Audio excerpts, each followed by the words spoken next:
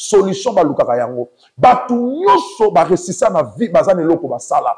Batu nyonso ba bonga na vie bana makambo basala. Luka solution, il y a un prophète dans la ville bien nommé. Inutile aucun luka banganga, on luka ba frappeur, on luka ba escroc, ba men qui se disent des magiciens, qui se disent des maîtres spirituels. Il y a un prophète dans la ville, on a qui connecté avec son onction. Nabi koza diacre. Nabi koza protocole, nabi koza chantre, nabi koza partenaire d'église nabino. Na longoli on église na yote. Mais à des fois, problème oza nango esenga service moko ba pesa yo. Et so leki na ba service ebele pona maladie wana, pona likambo wana. Ko buka espoir na yote. Yaka na persona no service. So moni mutu a réussir na vie. Ane lo kwa sala. Mukilo zo mona eza codé. Le monde est codé, le monde est verrouillé. Je peux te donner mon téléphone. Loba okende ba buka code. Na kopé son téléphone nanga okokosel ngo tebi pourquoi parce que téléphone nanga eza na schéma, eza na mot de passe. Mukilo tozo vivre eza na schéma, eza na mot de passe. Il faut monter bi schéma pesa yo, ayebi mot de passe pesa yo. Po olongola o décoder téléphone na vina yo. Yango moni ki kolo wana yo échoué batu batongi banda kubaza. Yango moni kwanza wana yo échoué batu batongi banda kubaza. Yango moni São Paulo wana congolais wana yo échoué na ba téléphone batu ba réussir baza.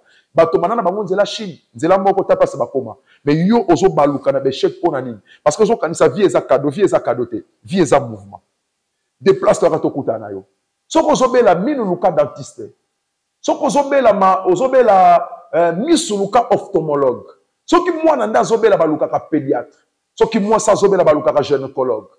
Soko oza na problème opération baluka ka chirurgien. De la même manière, ce qui est comme na yo, au monde de l'église na yo, solution pessamité. Et le but que pasteur na yo, asa faux pasteur. Et le but que prophète na bino, asa faux prophète. Peut-être les kamboza nango, esa spécialité na yete. Peut-être citation za nango, esa correspond na don ya za nango te. Luka biso. Luka biso ba peso ba service. La moni ba kangi ba fita kola, ba scotch, o ba kanga donc la moni ba kangi. Si tout ça semble la moni ba kangi, la moni 4 personnes ba entouré. La tous les années pour la nuit. Ça va dire maman va commissaire baba. Avec qui koloba, mais va jouer maloba. Et c'est un solo. Vraiment beaucoup. 1 2 3, ça fait maintenant 3 ans. Ça fait maintenant 3 ans. Hein? Il est au second. M-I-C-H-E-L-I-N-E.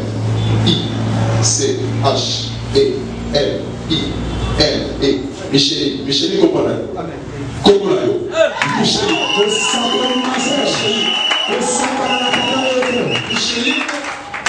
A-I-T-A. Kita. Hein? Kita. Michel, Kita. Ok.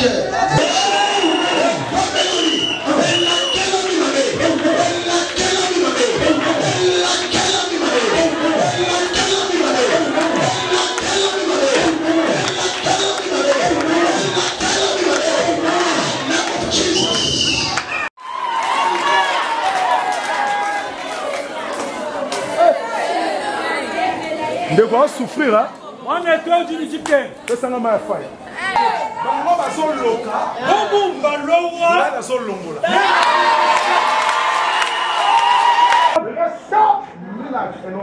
Aki de biche mamu jine da yes. Obiki, bete frango. Wakupanda.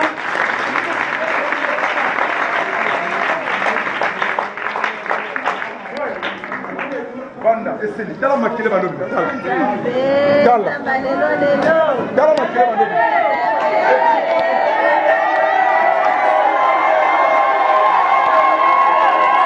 Eloko zo kene koluka na Congo naza na ngwawa. Eloko zo kene koluka na Brésil naza na ngwawa. Eloko zo kene koluka na Nigeria pasteur naza na ngwawa. Naza na bande belé na Luanda on a affecté le ba komi ba prophète belé pour ne pas citer le nom. Naza na bande belé oh bazala ke l'autre côté na sambeli pour na bango na affecté bango onction. Le nom zamba tomboli bango. On kene koluka na Nigeria pasteur, il y a un homme de Dieu ici, déplace-toi seulement. Batu nyonso omoni ba réussir na vie. Baza na place bakenda. Bamsu bakenda na l'église. Bamsu bakenda na bangomba. Bamsu balia batu. Bamsu basopa makila. Mais biso toza na Yesu. Toi na tina ko sopa makila te. Luka est prophète. Donc, Job, moi, ça, Job, a même basé 20 fois. Est-ce que vous salama? Na libumu ya moi, ça, Job. Nzamba changé ma trompe. Azo ma trompe, ya na 16 ans, acha. Azo ma triste, ya na 17 ans, acha. Osana. Est-ce que je m'adresse à quelqu'un? Est-ce que je parle à quelqu'un? Nzamba zana ma koki, asale la yo, kufa na vina yo. Nyoso e kufa na vina yo. Tango koya to kosambe la pona yo. Nzamba kozongi sango ya sika. Nzamba koki kozo. Bien aimé, âge komi nango, âge ezaka nombre. Âge ezaka nombre, ezaka ka chiffre, ezaka nombre. 50 ezaka nombre, 60 ezaka nombre. Mais nzamba koki ko rajeunir yo. Kozongi so ya sika.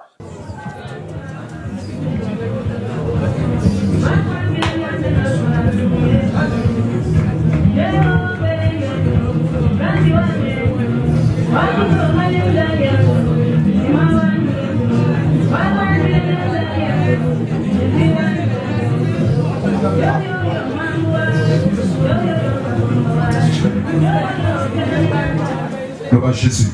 Jésus.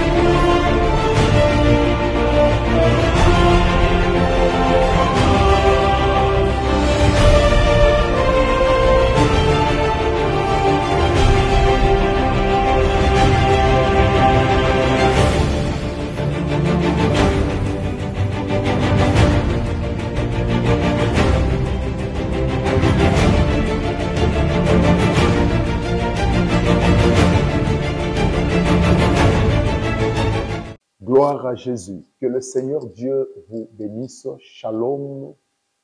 Apayu Seigneur. Bonjour. Mbotenabino. Bon dia, boa tarde, boa noite. Moi, Renoir, Jamboeno, Mbotenabeno. Cela dépendra ya air aux Olanda biso. Jambe, yalola apambola mutu nyoso alkozwa libaku to aju libaku pengolu ya kolanda émission oyo. Aux Olanda émission tempo da solution. Tempo da solution ezali émission oyo. Et bongisami na église pentecôtiste reste champion, igreja pentecostale reste de champion, oyezo kambama na apôtre prophète majeur grâce yoto chilobo, apôtre prophète mayora grâce yoto chilobo, oyazali visionnaire ya église pentecôtiste reste champion na mokili mobimba. Bien nommé na memelio sango malamu na émission oyo, ezali émission moko prophétique, ezali émission moko ya solution. Ezali émission moko ya miracle. À travers cette émission, okozala béni, okozala orienté, okozala motivé et je vais augmenter ta foi. Nazo yebisayo ke oleka vidéo ote, oleka émission oyote, zala wana tina suka, kutala ngoyo moko te partager na bande kobele parce que vous serez totalement béni. Bien nommé, tozana Luanda, tozana Kilamba Kiasi, précisément tozali na Golf Doge, soko tuni mutunyo so hôtel Gamepa et Ebani tozana première Gamepa zana 3 près de liboso yangote près de mibale yangote et près de mi chaque ska appartement dali salon de fête ta munene ya VIP ezawana na se soko konyo na komona ba garde bazawana komona service à protocole ezawana okuta diso na apôtre prophète majeur grâce yoto chilobo oya uti mboka libanda azongi na mboka ya Ngola na etinda ya nzambe pona kopesa solution na bana ya nzambe.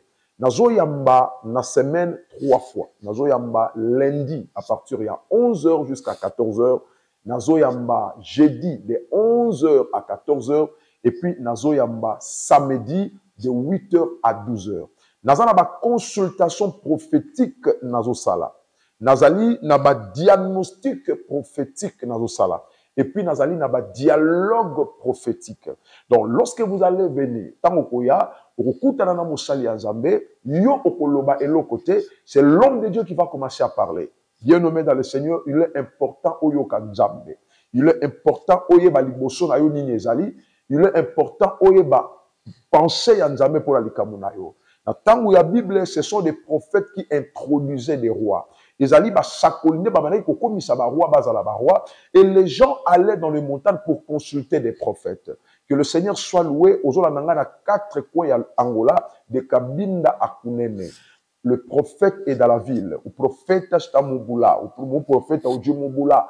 Le prophète est Sidad. Donc, pour rater opportunité, de Kabinda à Kunene, joie transport na yo s'organiser. Il y a kana Luanda okutana na prophète ya solution. Le prophète majeur grâce yo Tuchilobo. Yo pe mutoza na kati ya Luanda, na 4 coins ya Luanda, ozana Kilamba Kiashi, ozana Kazenga, na ebitoza na municipuni, ozana Kweni, ozana Zango, ozana Viana, ozana Kweni ni adresse tozale yebani na Golf Doge na résidence ya Gamepa et yebani partout. Ba numéro na biso ya mwana eza na bande d'écran na yo eza affiché. Robenga biso bande ko ba la WhatsApp, robenga biso na plus 243 81 94 93 699 pour na batmazo mon abi internalobi plus 243 81 94 93 699 yami balezali plus 244 927 43 70 et puis 71. Je répète, plus 244 927 43 70 et puis 71 à travers ma numéro Oyo au Jubiso en direct et je vais prophétiser pour toi. Na lingi totanga liloba na Nzambe. Na lingi totanga liloba Nzambe na memelio sango malamu. Bien nommé, je pense que depuis au bandaki année, na ebite ndenge nini année na yo tamboli, na ebite ndenge nini année na yo ezokende. Ozawana peut-être na début ya année au luka qui voyage, peut-être au kotsa qui ba demande, au juba refi à visa. Ozola nanga tambusu libanda mboka. Depuis au bandi ba démarche ya mukanda suite ezate ozola nanga peut-être a na kati ya Luanda depuis au koti libala makambo malamu ezomona na te oza pasteur oza l'homme de Dieu oza prophète oza apôtre ministère na yo croissance ezate croissance ezate oza ko émerger te ezokende liboso te bien-aimé dans le Seigneur message au na memelio Jean chapitre 9 le verset 1er Jean au chapitre 9 21 à partir du verset 1er, Nathalie na kombo à Jésus. La Bible dit ceci, Jésus vit en passant un homme aveugle de naissance. Ses disciples lui firent cette question, Rabbi, qui a péché pour que cet homme soit né aveugle? Jésus répondit, ce n'est pas que lui ou ses parents aient péché, mais c'est afin que les œuvres de Dieu soient manifestées à lui. Il faut que je fasse tandis que les œuvres de celui qui m'a envoyé, la nuit vient où personne ne peut travailler. Pendant que je suis dans le monde, je suis la lumière du monde. Verset 6. Après avoir dit cela, il cracha à terre et il fit de la boue avec sa salive, puis il appliqua cette boue sur les yeux de l'aveugle. Et lui dit, va et lave-toi au réservoir de Siloé, nom qui signifie envoyé. Il alla et se lava et se retourna voyant clair. Pai da gloria entrega esse momento na sua mão poderosa. A Bíblia diz que todos passará, mas a sua palavra nunca passará. Espírito Santo de Deus, queremos experimentar a sua grandeza nesse momento, em nome poderoso de notre Seigneur Jesus Cristo. Amen. La manga bien. La Bible nous rencontre l'histoire d'un homme qui était aveugle. Mutumo Kazala qui aveugle depuis Abotama à Monache. Donc il était aveugle depuis le ventre de sa maman. Kobanana barika ya maman nae. Kobanana libumu ya maman nae mutu oyo azala qui aveugle. Aveugle azanani. Aveugle azali mutu oyo ayokaka, alobaka, asimbaka, atambolaka me amonakate. Nous devons comprendre que nous avons des aveugles physiques. Et il y a aussi des aveugles spirituels. Tous en aveugles ya nzoto, tous appellent aveugles ya molimo. À des fois, on a ozomona. Donc, ozomona na yo, physiquement, oza na yo normal, mais ça, cela peut être que spirituellement, oza aveugle. Oyoka ni solo ya Angola, okoma Angola, mais depuis okoma Angola, otikala komona bolamu Angola te. To bengo nani, n'est-ce pas que ça aveugle. Oyoka ni solo ya Libala, n'est-ce pas, okota Libala, mais depuis ozana Libala, bolamu ya Libala ozomona ngote. To bengo nani, n'est-ce pas que ça aveugle. Oyoka ni solo ya passeport, ya billet tout konso, ozwa yango. Mais passeport ozana ngo na maboko, n'est-ce pas que ça troisième passeport ozo sala ba seconde vie. Billet ozana ngo na maboko, n'est-ce pas que ça cinquième billet ozo sala ba seconde vie. Et loko moko ya malonga te. Bazwa ka billet pour na koluka musala. Tozwa ka passeport pour na ko déplacer, mais depuis ozana mboka oyo, depuis ozo ba passeport, yo bandi Angola série ya Lunda. Depuis Diama Ezobima, okoma na Lunda, place Diama Ezobima. Au mona bato bazo ba $500,000, ba $1 million, mais yo ata eloko moko ya malamu monate. N'est-ce pas que c'est l'aveuglement? Oza wana ozola nanga peut-être ozola nanga na France, ozola nanga na Canada, na Espagne, na ebite na mboka nini. Depuis okoma na mboka wana, okoma ko regretter. Naza na ndeko moko benga ngai, abisinga bi papa, awa depuis naza na France, en tout cas nazo regretter. Nazo regretter wenza kikolo, nazo regretter wenza shkwanza. Ngam nazala nanga na shkwanza na oteka nanga, ngana ko ke nanga na rock na oteka na ebite nini ekosanga na yana na poto depuis naza na poto nazo mona clarté, c'est ça un aveugle. Donc moto ya monaka mais ayokaka atambola ka simba kate. Na ina ya biso lokola prophète Nzambe, Nzamba zongi singa na ngola eza pona yo. Nzamba lobi na ngana sambela pona yo, misu na yo ya molimo efungama. Masolo oyokaka omona yango. Raison pour laquelle pour rater occasion oyote. Na lobi chaque lundi de 11h à 14h, chaque jeudi de 11h à 14h, chaque samedi de 8h à 12h. Dans une consultation prophétique, dans un diagnostic prophétique, et puis dans un dialogue prophétique. Dans un golf doge, dans hôtel Gamepa. Donc, première, deuxième, troisième, au basali asika. Et ça, dans la salle, qui tombe au moins service à protocole, au moins service à sécurité, pour conduire, et c'est qu'apôtre prophète majeur Azali, yaka na likamuna yo, yaka na problème na yo, parce que je suis un prophète de solutions. Et Nzambe akofungolo misu. Na lingo comprendre nga bien. Yesu amoni mutu oyo. Mutu oyo musala na yezala ki kosenga mbongo. Asenga ka mandia. Aliaka na kosenga. Humilié. Batu bayeba ki. Ya mona kate me batu ba mona kaye. Il ne pouvait pas voir. Aromona ndenge ni liye miso kufa. Amota mabongo. Batu bazo mona ye. Batu bayeba ki. Me ya mona kate. Bien-aimé ozawana batu bayebi yo na mboko vandi. Bayebi yo ke oza mwasi kitoko. Me okota ka mabalo bimaka. Ma sœur ozola nanga. Oza 40 000 libalo koti. Bato bayebi yo ke oza star, mais depuis on a mboka on a star na yo succès sila o melama. Bayebi yo ke oza pasteur, mais pasteur nini bayebi ke oza pasteur église na yo échange ka adresse oza stabilité. Bien mais ça na prophète balukaka ye solution balukaka yango. Bato nyoso ba resisa na vie bazana eloko basala. Bato nyoso ba bonga na vie bana makambo basala luka solution. Il y a un prophète dans la ville bien nommé. Inutile aucun luka banganga, on luka ba frappeur, on luka ba escroc, ba men qui se disent des magiciens, qui se disent des maîtres spirituels. Il y a un prophète dans la ville, on a qui connecté avec son onction. Yesu amoni mutu oyo. Tout a changé dans la vie à mutu oyo. La Bible dit Jésus vit en passant un homme aveugle. Mutu azala qui na possibilité à komona Yesu te, mais Yesu amoni. Bien aimé na betelo lisona, na informé yo. Makambo changeaka na vie ya mutu. Soki Nzambe amoni mutu wana. Tout change dans la vie d'une personne lorsque le yeux de l'Éternel est fixé vers la personne. Na sambeli Nzambe, na mikolo etikali po ane weshila. Na sambeli Nzambe, liswa Nzambe est localisé yo. Hallelujah. Liswa Nzambe est mona yo. Ma sœur, oyebi ozo forcer libala pona nini. Ozo forcer misala pona nini. Ozo sala ba effort parce que batune mamoni yo. Mais Nzambe na mamoni yo te. Kolata tuna beba eza mabete. Kolata kola chochoada kocha babote kamela ya milai po mibali bamona yo, c'est bien ma sœur.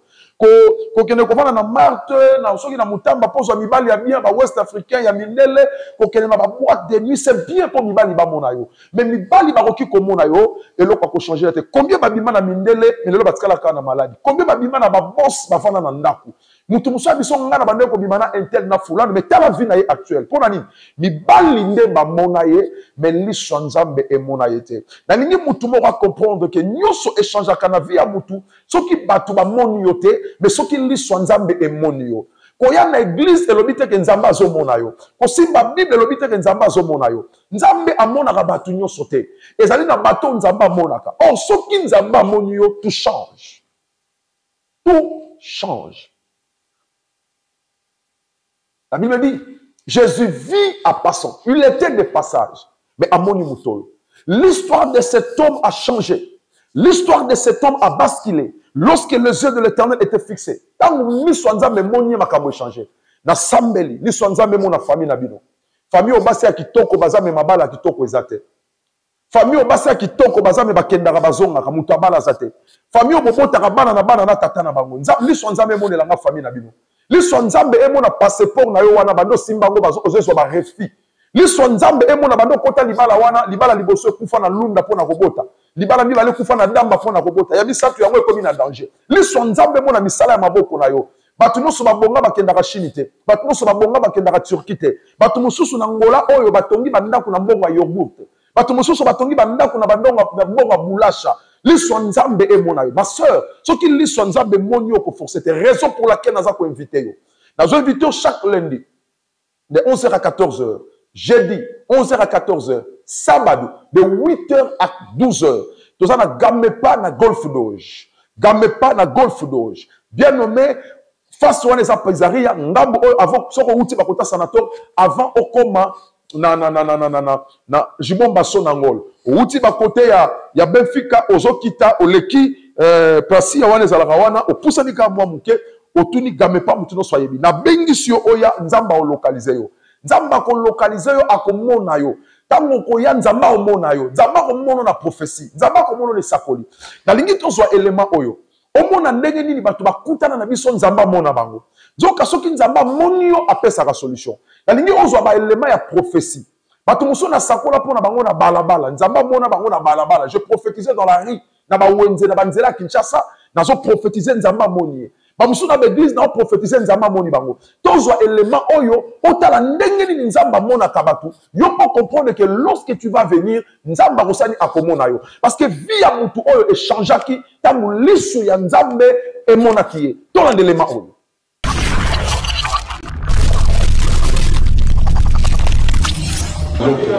Namoni bakangi ti tozo sambela namoni bakangi namoni 4 personnes entourées na tous les amis pour la nzamba maman oyo bakomisi baba abandaki koloba mais bazwe maloba et c'est un solo vraiment beaucoup ça 1 2 3 ça fait maintenant 3 ans ça fait maintenant 3 ans hein il est au solo mais ça peut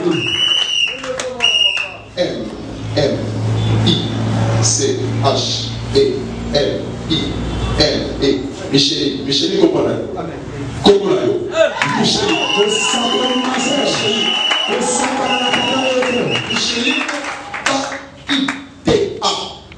Kita hein Kita Michel Kita ok et si la personne a commandé l'ange dans la vie pas le mot là pas que va tirer la na sambeli pona yo na kamba na Yesu la Bible dit ceci tout pouvoir m'a été donné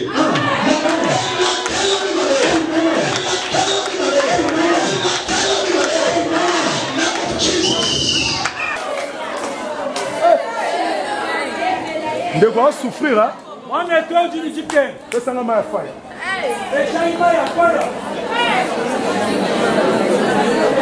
Obumba lowa. Kombo na ye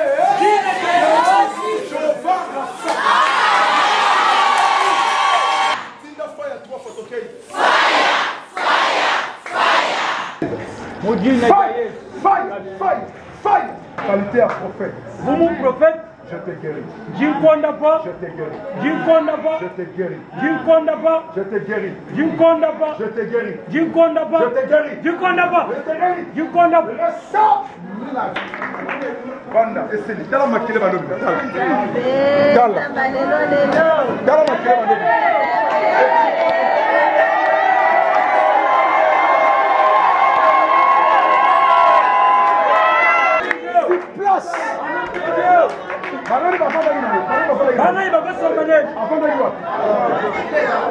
Et ben, sur place,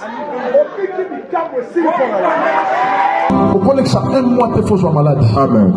Tantôt Mambasou, tantôt Moutou. Likolo na ngai nabeyaki makasi nalapota makasi yango papa na ngai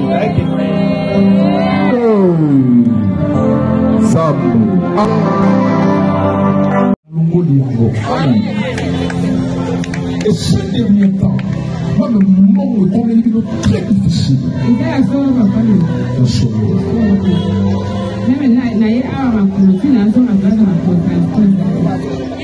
Précision, mon sakoli.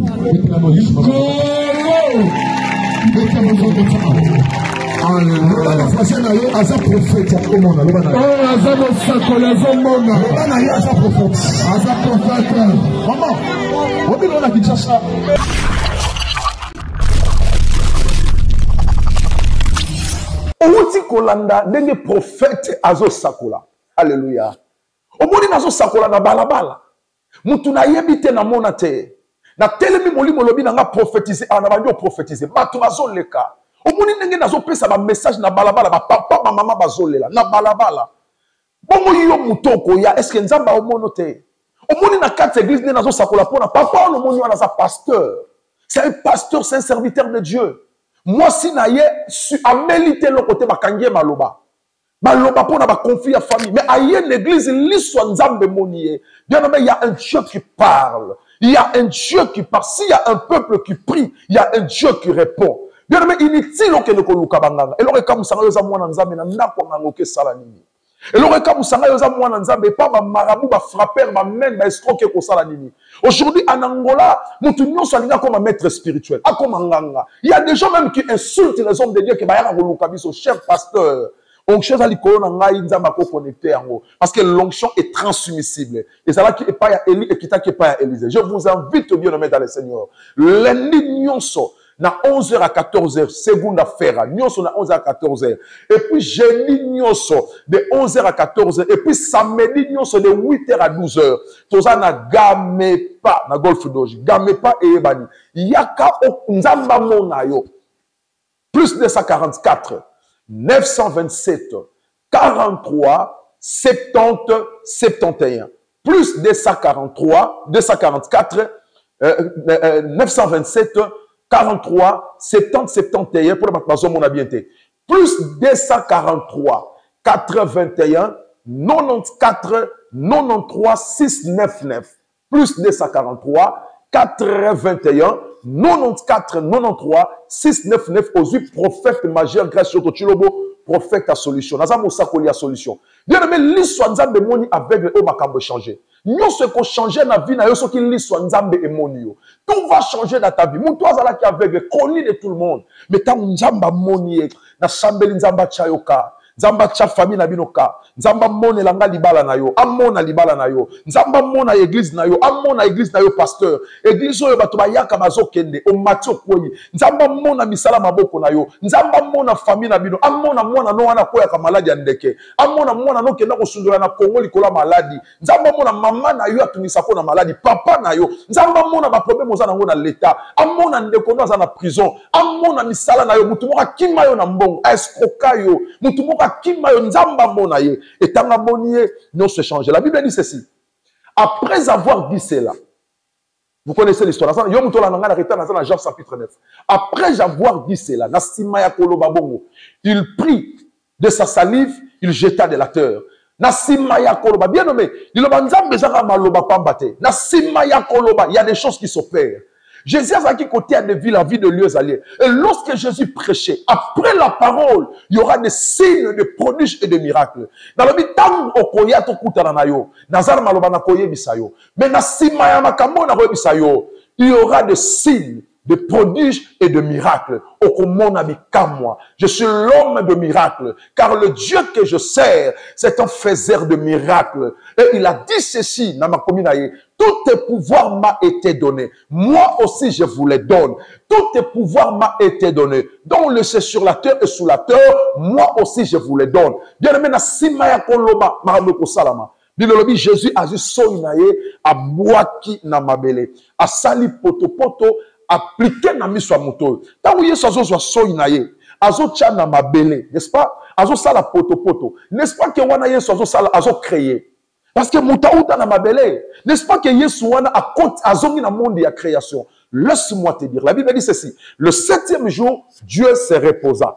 7e jour, Nzamba paiement. Nzambe a silisa ko salate. Mais Nzambe a paiement. Oh Lord, alléluia. Dans la Bible, Nzambe a silisa ko salate. Mais Nzambe a paiement. Est-ce que je parle à quelqu'un? Oui,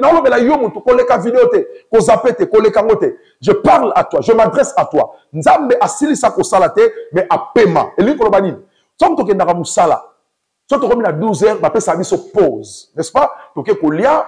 Mais après, il faut que tu na musala. Nzambe a se reposa. Le 7e jour, Dieu se reposa. Le corps a se reposa, a koki ko répondre na vie na yo. Raison pour laquelle, azu soy na ya munoko, a sali poto poto, et l'ingolo badi, a saleli mutu oyo misu. Donc, mutu oyo wutali mu mama na ye, azalaka na misu te po abota mabongo, abota na vision te. Mais nzamba zo sale la ye misu. Alléluia, Hosanna. Je m'adresse à quelqu'un. Na lingina lobe la mutu moko. O stabiliser para uma vida. O stabiliser sa palavra para vocês. Na lobi nzambe asili sa ko salate. Nzamba za na pouvoir. Ya ko sale la yo eloko oyo ezalate na vie na yo. Soki bando botama no mema zemite. Nzamba za na makoki ya ko sale la yo ba trompe ya sika. Soki bando botama na nozwa libala ya malonga te. Nzamba za na makoki ya ko sale la yo ba relation ya sika. Eloko oyo ekufa na vie na yo. Nzambe asilisa ko salate. Il a ses possibilités, il a le pouvoir et la capacité ya ko créer eloko ya sika. Na zone di maketango loko ya to kutana na yo. Uma cosa maravilhosa vai acontecer na sua vida. A sua doença vai desaparecer. A sua situação vai mudar em nome de Cristo Jesus. Bible lobie choisi poto poto. Asaleli mutu oyo misu. Nzamba silisa ko salate be amadu. Aza capable salela yo. Yango komona mutu musozo la nanga abakata yo ba trompe. Mais nzamba ebisinga na ebisayo akoki ko salela ba trompe ya sika. Ata balobi na okoza na sida. Nzamba zana makoka salela yo makila ya sika oyo za na sida te. Ata balobi koza na diabète, eza maladie incurable. Na ebite situation nous ont traversé dans moment oyo. Mais laisse-moi te dire, nzamba silisa ko salate ozana. Azana makoki ko salelo eloko sika. Raison pour laquelle moi si a Job abota bana 20. Est-ce que yebi yango? Aboti misatu ya basi 7 ya mibali bakufaki. Bible bengi bango de fils et de filles. Mais à un moment donné, nzamba zongi na vie à moi sa Job. Job a changé moi si t'es bien aimé. Kaka moi si na yewana. Ba eko bota liso subana 7. Yamibali, misatu yabasi, au total combien? 10. Donc, Job, moi ça Job a même bazemi 20 fois. Est-ce que vous dites salama? Na libumu ya moi ça Job. Nzamba changea ba trompe. A Job a trompe yaba na 16 ans acha. A Job a triste yaba na 17 ans acha. Hosanna. Est-ce que je m'adresse à quelqu'un? Est-ce que je parle à quelqu'un? Nzamba zana makoki asale la yo ekufa na vina yo. Nyoso ekufa na vina yo. Tango koya to kosambela pona yo. Nzamba kozongi sango ya sika. Nzamba koki kozo. Bien aimé, âge komi nango, âge ezaka nombre. Ah, j'ai un nombre, j'ai un chiffre, j'ai un nombre. 50 ans, j'ai un nombre. 60 ans, j'ai un nombre. Mais ça m'a dit qu'on rajeunir yo. Qu'on zongi so ya sika. Parce que, oh, tala, batu basali ba téléphone, basali ba pièce de rechange à téléphone. Basali télévision, basali ba pièce de rechange à télévision. Basali mituka, basali ba pièce de rechange à mituka. De la même manière, créateur, a salamutu, a zana pièce de rechange à nzoto a mutu. A koki ko zongi se la yo o ekufa. A koki ko réparer o ebeba na vina yo, ozana. Oh, nyuso zomona ke ebeba na vina yo. Sala nzambe a dit na ba la confiance. Sala nzambe ya muze a dit na ba la confiance. Sala nzambe ya prophète qui manque confiance. Sala nzambe ya William Mariano Branham confiance. Sala nzambe ya Moka Congo confiance. Sala nzambe ya Angola confiance. Sala nzambe ya prophète majeur gracieux Tochilobo confiance. Tous ont éléments oyo. Omona ndenge nini batu miso kufa. Vision kufa. Oh, tous ont éléments il y a 10 ans passés. 15 ans passés, n'a pas élément actuel. Il y a Marabou Salama 10 ans passés. Au monde, parce que j'ai commencé à prêcher, j'avais 7 ans. Aujourd'hui, j'ai plus de 30 et quelques dans la Bible dans ma boko. Plus de 30 et quelques. Dans Tamboli dans Zambé, je vis des choses que Dieu peut faire. Dans mon maman a 50 ans, Zamba PC bana. Dans Mboka Ol. Na mona ba vegle komona na lingi to so belema o belema musu esa neza ba 10 ans passé o mona ndenge nini nzambe na biso ko kiko salelo eloko asika o mona papa moko wana na Kasai musika to ko fungola l'église papa na sa chef coutumier na Kasai mais nzamba fungole miso afungola ki ba nzungu na bango soki ya ndenge nini ba piège ki pona bokoko pona coutume na bango miso kufa ba na biso ye o mona mwana moko azawana maloba eza susute. Moi, je vais tanga. Je vais pesa biso le pango totongi église. Moi, dans azotanga kaka outi classe ayebo amelite le côté maloba. Passion zoye na 5 ans à l'obakate. Ayoka ka malobakate na 5 ans. Mais tant que ici 12 ans, baye na une église. Donc 7 ans après Nzamba bikisiye. Oh Ozana, le Dieu des esprits des prophètes est vivant. Au monde ndenge maman mususu azawana ba outi l'hôpital libumwe vimba zemite makolo atambola kate. Plus de 7 mois en hôpital. Na sambeli pona ye katika jina na Yesu. Nzamba telemisiye. Nzambe o atambola ki na prophète ki mbangu. Nzambe ya Mouze Aïdine Abala Alexandre. Nzambe ya Bantoma pe ya Basakoli. C'est le Dieu que moi je sers. Bien aimé Nzamba zana makoki ya kosala elo kwasika. Oza wana na elite lokoni ne beba na vina yo. Otamboli e pa ya ba prophète. Otamboli e pa ya ba pasteur. Ba escroquer yo e pa ba nganga. Mais laisse-moi te dire, si il y a des faux dollars, il y a aussi des vrais dollars. S'il y a des faux prophètes, il y a aussi des vrais prophètes. Dans informé yo. Oui, mais dans le marché, faux dollars et zalaka, n'est-ce pas? Bah, faux kwanza pe zalaka, n'est-ce pas? Bah, faux euro pe zalaka. Est-ce que changer de monnaie, à côté qu'il faut changer monnaie, parce que bah, faux dollars et zali? Non, tu as toujours besoin des prophètes. Tu as toujours besoin des hommes de Dieu. Malgré il y a des faux. Mais ce que vous devez retenir, là où il y a des faux, il y a aussi des vrais. Dieu ne peut jamais laisser ce monde entre les mains des faux. Nzamba koki kotika mokili oyote na maboko ya batu ya lokuta. Non, le monde est dirigé par le diable. Parce que Christ a dit que le monde est sous la puissance du mal, et ça c'est vrai. Mais ce n'est pas le diable qui est le créateur de ce monde. Dieu ne peut pas laisser ce monde entre les mains du diable. S'il y a des faux, il y a aussi des vrais. Fais-nous confiance, bien aimé. Tous les éléments miracles. Et puis tous on va pour comprendre que Nzambe a koki kosale la yo yasika.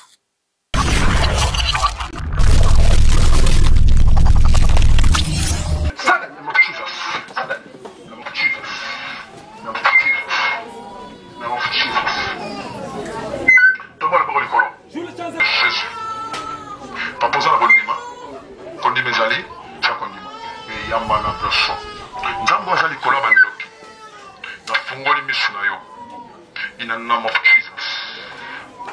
Mona!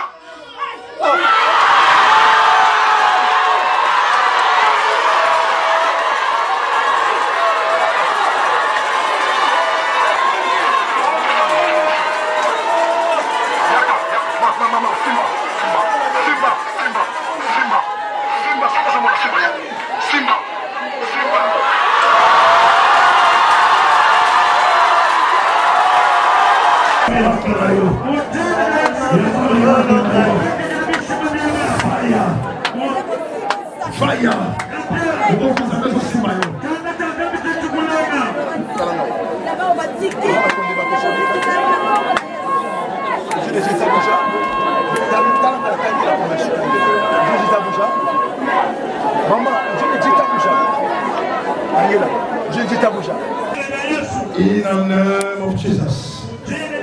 In the name of Jesus. In the name of Jesus. In the name of Jesus. Natila yo mutima nangai. Natila yo mutima. Itumba nanga bundolo ngai. Natila yo mutima.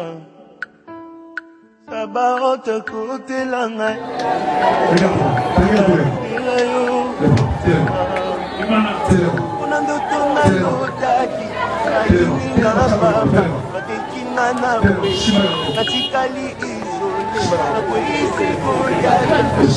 Sonengaye balobina envier kiti na ye o na kimi masumu bakangeli nga porte bolingo esili na zonge pana piso kobenga Bikisa mwana oyo. Bikisa mwana oyo.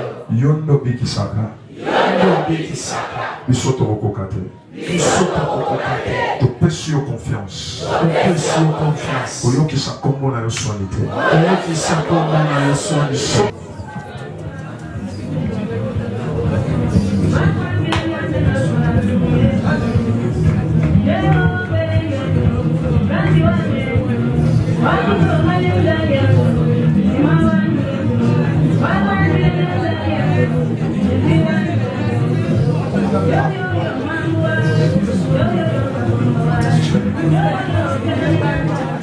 Jésus. Jésus.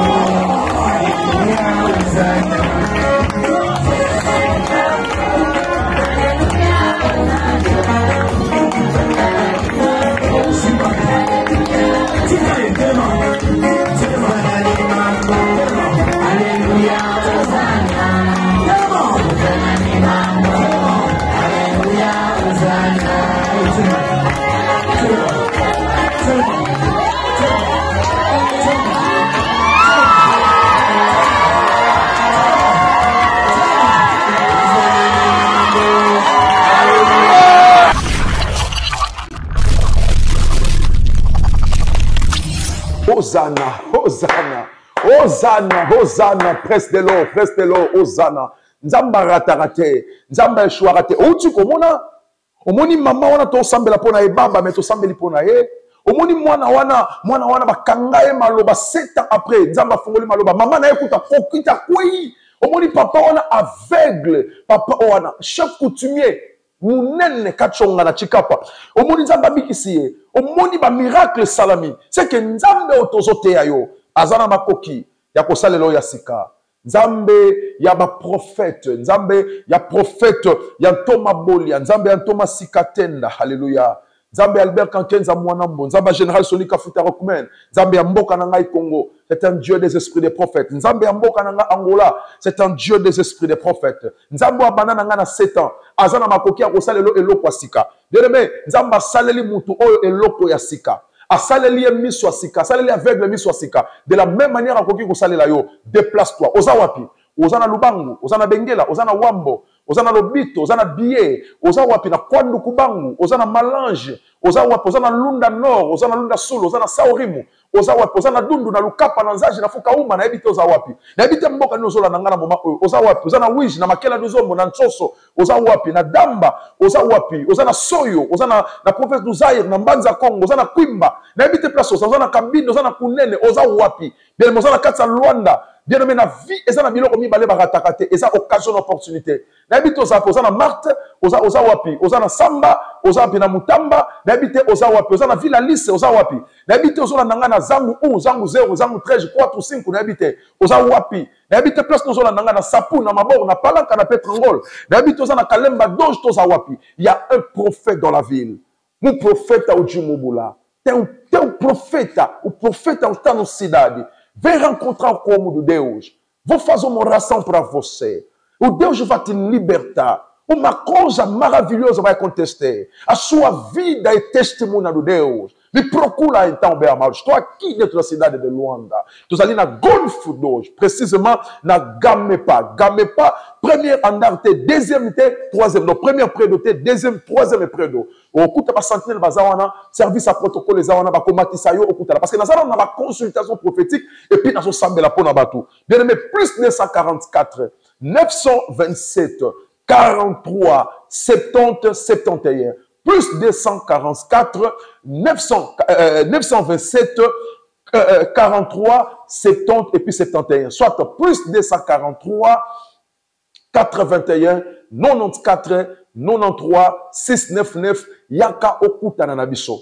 Yaka okutana na prophète ya solution. Yaka ozwa solution parce que Nzambe asilisa kosalate, Nzambe azana batunaye. Après avoir kozwa poto kochana misu ya aveugle, tozana mokanda Jean chapitre 9 toujours, Yesu alobi na ye kende na mai o babengi Siloé na liziba Siloé sukole longi. Mutu wana akei asukole longi tango azongi amoni clair. Na ina peso révélation. Akei asukole longi tango azongi amoni clair. La première des choses, aveugle oya biki ndenge nini.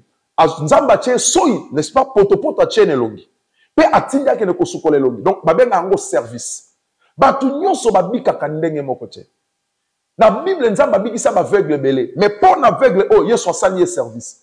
Na yebi koza pasteur, na yebi koza diacre, na yebi koza protocole, na yebi koza chantre, na yebi koza partenaire d'église na bino. Na longoli on église na yote. Mais à des fois, problème oza nango esenga service moko ba pesa yo. Et so leki na ba service belé pour na maladie wana, pour na likambo wana. Ko buka espoir na yote. Yaka na persona no service. Omoni na hôpital to akana ba médecin belé. Soko zobela minu luka dentiste. Soko zobela misu luka ophtalmologue. Soki mwana nda zobela ba luka ka pédiatre. Soki mwa sa zobela ba luka ka gynécologue. Soko ozana problème opération ba luka ka chirurgien. De la même manière, ce qui est na yo, au monde de l'église na yo, solution pessamité. Et l'obité que pasteur na yo, asa faux pasteur. Et l'obité que prophète na bino, asa faux prophète. Peut-être les kamboza nango, esa spécialité na yete. Peut-être citation za nango, ezo correspondent na don ya za nango te, lukabiso. Luka biso ba peso ba service. De la yami balé, yeso lobi na aveugle o kende ko sukole longi et puis ozonga. Tango akei asukole longi azongi nde amoni clair. Est-ce qu'on comprendre akei ko sukole longi azongi nde amoni clair. Elingi koloba nini? Elingi koloba ke makambo nzambe ezali pasité. Mais pour la solution na yo, il faut ça là effort. Il y a des choses dans la vie. Il y a des choses impossibles. Il y a des choses difficiles. Dieu fera à ta place ce qui est impossible. Mais toi, tu dois faire ce qui est difficile. Nzamba koti ke la yo osala o eza difficile, mais ye akosala o eza impossible. La Bible dit ceci, tout est possible, mais la Bible n'a pas dit tout est facile. Donc elingi koloba ke kokanisa te ke solution ko kuto ndenge ozola na ngai na internet. Non. Kokanisa te ke solution ko kuta ndenge ozuli numéro na ngo ozobenga nga na téléphone. Non. Yo, il faut déplacer longwa lubangu yaka Luanda. Yo, il faut déplacer longwa na lunda yaka Luanda. Yo, il faut déplacer longwa na kuitu na biye wapi yaka Luanda. Longwa na luena na mushiku yaka Luanda. Yaka tokutana na yo. Longwa na mabogo na ndaku no déplacer yaka tokutana na yo. Parce que solution ko kuta yo place aux athées. Yo ne faut luka solution. Bien aimé, bato bazo matana bangomba ba oke luka solution. Bato bazo sala ba voyage, bazo kene ba Chine. Bazo kene ba Turquie pour na koluka ba solution ba santé na bango. Bongo yo cause na Luanda awa. Combien de bato bazo bima di jour au jour bazo kene hôpital na humain. Bazo bima di jour au jour na Congo bazo kene koluka solution. Mais yo zara na Luanda awa. Nandanga bien. Et loko zo kene koluka na Congo na zana ngwa. Et loko zo kene koluka na Brésil na zana ngwa. Et loko zo kene koluka na Nigeria pasteur na zana ngwa. Na zana bande belé na Luanda awa na affecté le ba komi ba prophète belé pour ne pas citer le nom. Dans un bande belé, oh, basala qui est l'autre côté, na sambeli pour na bango, na affecté bango onction. Le nom zamba tomboli bango. On tient le locali na Nigeria, pasteur. Il y a un homme de Dieu ici. Déplace-toi seulement. Déplace-toi. Yara to kuta na yo. Nzambe oya chenga parfois. Nzambe ya mama na ngai. Oya menganga na âge à 7 ans. Azane loko ya kopesa yo. Na on peut sur 3 conseils. Avant ton soit dernier élément, il y a ma prière. 3 conseils. Premier conseil, so moni mutu a réussir na vie. Ane loko sala. Mukilo zo moni eza codé. Le monde est codé, le monde est verrouillé. Je peux te donner mon téléphone. Loba okende ba buka code. Na ko peso téléphone nga okokosela ngo tebi pourquoi parce que téléphone nga na schéma. Eza na mot de passe. Mukilo tozo vivre eza na schéma eza na mot de passe. Il faut monter bi schéma pesa yo, aibi mot de passe pesa yo. Po olongola o décoder téléphone na vina yo. Yango moni ki kolo wana yo échoué batu batongi banda ku baza. Yango moni kwanza wana yo échoué batu batongi banda ku baza. Yango moni São Paulo wana congolais wana yo échoué na ba téléphone ba réussir baza bato manana bango nzela Chine nzela moko tapa se bakoma mais yo ozo baluka na bechek pona nini parce que ozo kanisa vie eza cadeau te vie eza mouvement déplace-toi to kuta na yo deuxième secret na kopesa yo bato nyonso omoni ba réussir na vie baza na place bakenda ba musu bakenda na l'église ba musu bakenda na bangomba ba musu balia bato Bamso ba sopa makila. Mais biso toza na Yesu. Toi na tina ko sopa makila te. Luka est prophète. Prophète azali porteur ya solution. Au temps de la Bible, ceux qui prophètent aye na mboka, bato babanaki ko lobake présence na ye et la qui c'est solution. Dans la Bible, il y avait plusieurs serviteurs de Dieu. Il y avait des sacrificateurs, il y avait des prophètes. Sacrificateur azamuto avandaka na bato. Ayebi problème ya bato. Lorsque les gens, ils avaient un problème, ils venaient vers le sacrificateur pour présenter un problème et ils donnaient leur offrande à sacrificateur selon leur volonté. Puis ils continuent à temple sacrificateur à tout mimbeka. Mais lorsque l'Éternel voulait répondre à son peuple, Zambabane continue à un prophète. Prophète abane ko uta na ngomba azo kitalobi ainsi dit l'Éternel. Donc présence ya prophète et bane ko annoncer solution. Non moninga boy, na sa na solution en pesayo. Je dis bien que na sa na Luanda, église pentecôtiste reste champion, ma belé à solution et ça partout na Congo. Maintenant sikoyo Luanda comme tourne na bino. Église pentecôtiste reste champion, Luanda serait comme tourne na bino. Tozo ba élément ya ba prière, au mona biso na ba Équateur. Oromona biso na Bandundu, oromona biso na Chikapa, oromona biso na Kimpese, oromona biso na Kikwiti, oromona biso na Lubumbashi, oromona biso partout. Tous ces éléments oyo il y a tant fort ya prière. Omona ndenge batu bazo chambela, omona ndenge batu bazo lukanzambe. Tango koya to katonzolo côté, tango koya to peso singalo ketote. Mais il y a des choses qu'on va te donner. Il y a des autres types de l'onction qu'on va te donner. Il y a des choses qu'on va parler. Il y a des choses oh bien nommé. Tous ces temps fort, temps il y a prière. Au monde à Makambole Karana des champions. Et puis nous allons revenir ici juste après.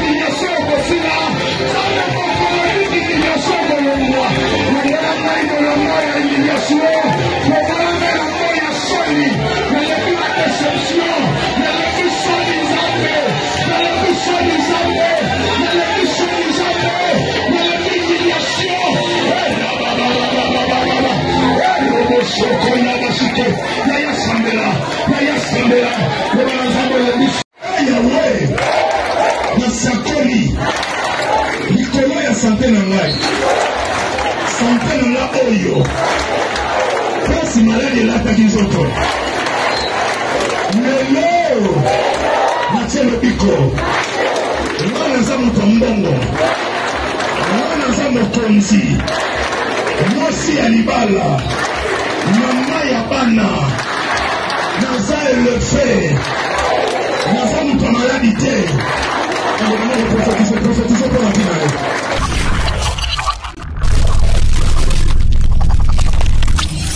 Gloire à Jésus, gloire à Jésus, gloire à Jésus. Zama pambola yo. Oyo ko comprendre race des champions. Eza église à prière. Na race des champions ma belle solution. Église pentecostale race des champions à terre da solution. Objectif na biso liboso za liloba nzambe. Nous aimons la parole de Dieu car il n'y a plus le miracle sans la parole. Deuxième, nous aimons plus la prière. Au monde inde bat bazo sambela. Au monde bat bazo lukanjambe bazo lela. Mama, église ozo mona wana. Muso eza na bazamba na kati. Au monde ba elema na ba mboka. Eza ba église akala. Toza na ba église minene. Muso eza na Kinshasa, muso eza partout. Au monde, pendant que nazolo ba awa, ozo mona ba elema oyo ucholeka. Secret na biso eza lo sambo. Le qui c'est pour la mais le sambo est pour la rater. Ya kokutana na biso. Toza na gamepa. Golf Doge na gamepa. Première, près de Yangote. Deuxième, Yangote. Troisième, sur route na prince Ozokota. Na C, au moment na sentinelle, guarde bazana service à protocole. À partir de bangonde ba orienté au kuta na biso. Yakande ba yaka pa prophète. Yakande ba yaka au kuta na prophète. Bongama oyande ba kuta na prophète. Ozana 4 points à Luanda, solution ezali. Bien nommé si ba faux prophète bazali, ba faux prophète bazali. Donc connectons l'onction ya finance, onction ya parole, ya prophétie, ya miracle pour na yo mosali ya Nzambe. Onction balukara yango, manto balukara yango. Balukara, c'est inutile. Comme ça nga yoza pasteur, oke lukanga nga moko pour les gars na internet abi na zanga nga ba pasteur ba répondre nga. Yo nanu yo muto yo zo loba opesa ba pasteur qui se sont. Tu es d'abord maudit au nom de Jésus, je te maudis et na kausha na komba. D'abord tu es un malheureux, ozana no mobola yo moko nanu. Et tu insultes mon Dieu pour dire qu'il n'a pas ça à pasteur qui cite. Parce que tu insultes le Dieu de la Bible. Et vous, les pasteurs, vous courez derrière ces gens-là pour nous regarder. Et là, on a pendant que vous avez un Dieu. Vous avez le Dieu suprême, le Dieu vivant. Ça, ce sont des insultes. Papa, on a pas ça affectation, Luka Moutoanango. On a pas ça miracle, Luka Moutoanango. On a pas ça prophétie, Luka Moutoanango. Parce qu'on chose à transmissible. Et là, la salle de routine à téléphone, nous sommes à routine de l'opéango. Kokene ko fuka mela bike kote kokene ko lukaso ba tute ba humilier nzambe na yo pona bloko pamba yo poza mwana nzambe nzamba pesa yo libalo simba ki cité donc mo luka ko toke luka ki sineni Dieu t'a donné. Écoutez, il y a des choses que Dieu t'a donné que tu n'as pas demandé. Bon o sengi poni na pesa yo te luka biso na adresse oyo chaque lundi de 11h à 14h, jeudi de 11h à 14h et samedi de 8h à 12h. Hôtel Gamepa na Golf Doge. Première près de Yangote, deuxième, troisième, où ils sont dans la salle de fête VIP, service à protocole les awana, Yakande Bayake pas prophète. Yom tozo mona ba numéro bien té, plus 243 81 94 93 69 9. Les numéros WhatsApp, plus 244 927 43 70 71. Ce qui est sur zone leloté, nazo zelayo na ba programme na pesio. Nous avons préparé Moussala Mounene Nangola pour vous en informer, mais nous avons déjà na ba consultation prophétique ya kokutana na Moussala Nzambe. Yo kana peso secret. Ce qui prophète ayi na mboka. Bato nyoso bayaka liboso, bayaka po ba vanda te fortement. Mais bayaka po ba zo témoignage ba memango na mboka. Omoni to la kiso be lema ya kala ya ba mboka mususu, mais mbaleko ya yo ndo kozala témoin. Mbaleko ya eza be lema na nde bato bakotala. Donc yo muto la vidéo oyo. Eza yo nde Nzamba bengi poko ma témoignage pona bato mususu. Yo ndo kokene na mboka. Yo solobi, lorsque le Saint-Esprit viendra, vous serez mes témoins. En Judée à Jérusalem jusqu'à l'extrémité. Ndenge Nzamba tindi prophète, yo ndo kozala témoin ministère nanga soki au déplacé. Yela ngaka kondima na yo, ngana peso miracle na kombo na Yesu Masia de Nazareth. Ciao.